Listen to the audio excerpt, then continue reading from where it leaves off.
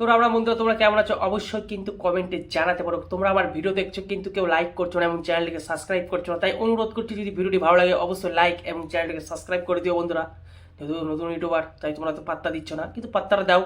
তাই নিয়ে কিন্তু আজকে চলে এলাম একটা নতুন মুভির ট্রেলার রিভিউ করতে, যে মুভিটার নাম হচ্ছে মেরা হাজবেন্ড কি বিবি।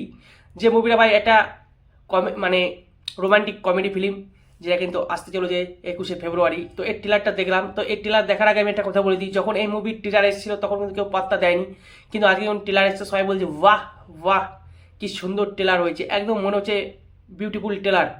তো এখানে তোমরা দেখতে পাবে অর্জুন কাপুর। ও অর্জুন কাপুর এমনটা হিরো যে কিন্তু ভাই কোনো বই আজ পর্যন্ত সেইভাবে কাজ করতে ঠিকঠাক অভিনয় বা কাজ করতে কিন্তু পারেনি। যদিও সিঙ্গাম এখানে সে একটু অন্যরকম অভিনয় করেছে, কারণ সিঙ্গাম এখানে কিন্তু নেগেটিভ চরিত্রে অভিনয় করেছিল এবং দর্শকের সেটা ভালো লেগেছে। তাই তিনি বুঝে গেছেন যে তার কি বই করা উচিত, তাই কিন্তু তিনি কমেডি ফিল্মে চলে এসেছে, যেটা আমার কোথাও না কোথাও ভালো লাগছে। যে যাক, এই কমেডিতে একবার চেষ্টা করে দেখুক অর্জুন কাপুর। এইখানে যদি সফল না পায় তাহলে একদম মুছে যাবে। তো তার এই অর্জুন কাপুরের সঙ্গে আরও দেখতে হবে ভূমি পাটনেকর আর রাকুলপ্রীত সিং। তো এখানে বলে দিই এই মুভির মানে বিষয়বস্তু কী। তো এই মুভিতে একটা হিরো দুজন হিরোইন, কিন্তু এই মুভিটা কোনো থ্রি অ্যাঙ্গেল বা ট্রাই অ্যাঙ্গেল প্রেমের কাহিনী না, এটা হচ্ছে গল্প নয়। এখানে একটা মজার বিষয় আছে যে অর্জুন কাপুরের সঙ্গে ভূমি পেডনেকরের কিন্তু বিয়ে হবে প্রথমে, তারপর কিছুদিন সংসার করার পর তাদের মধ্যে ডিভোর্স হয়ে যায়।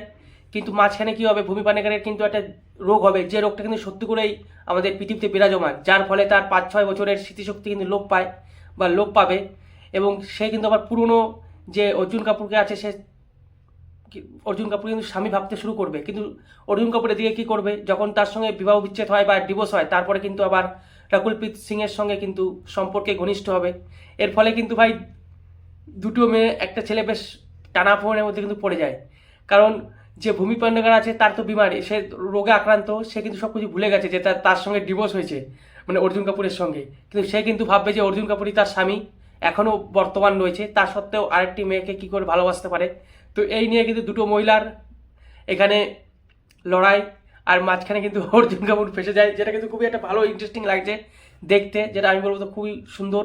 এরকম একটা কনসেপ্ট, যেটা রোগ, সত্যি করে যে রোগটা আর কি মানুষের স্মৃতিশক্তি লোপ মানে ক্ষয়ে যায় বা স্মৃতিশক্তি হারিয়ে ফেলে, সেই রোগটাকে নিয়ে একটা মুভির একটা বিষয়বস্তু তৈরি করে ফেলেছে, যেটা কমেডি ফিল্ম। তাও আবার আমার কোথাও না কোথাও একটা ভালো লাগছে, কিন্তু অবশ্যই তোমরাও দেখতে হবে, তোমাদেরও ভালো লাগবে। তো এই ফিল্মটা আসছে কিন্তু 21শে ফেব্রুয়ারি। আর এখানে এছাড়াও তোমরা আরও দেখতে পাবে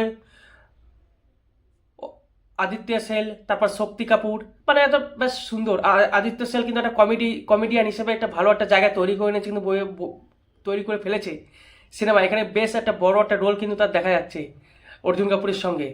আর অর্জুন কাপুর এখানে নিজের উপর নিজেই রোস্ট করছে, মানে যে সিঙ্গাম এখানে যে মানে করেছিল, যে সুন্দর একটা ভিলেনের চরিত্র আর কি অভিনয় করেছিল, তার উপর রোস্ট হচ্ছে।